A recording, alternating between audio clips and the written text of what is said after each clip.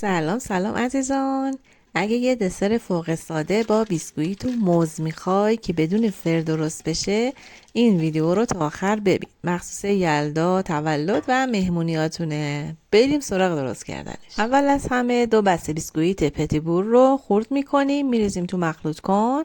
بعد 2 لیوان شیر داغ و 2 تا 3 عدد موز به همراه 2 قاشق غذاخوری پودر ژلاتین همه رو مخلوط میکنیم. یعنی ساده تر از این هم مگه میشه؟ بعد مواد رو همه رو میریزیم تو ظرف مورد نظرمون.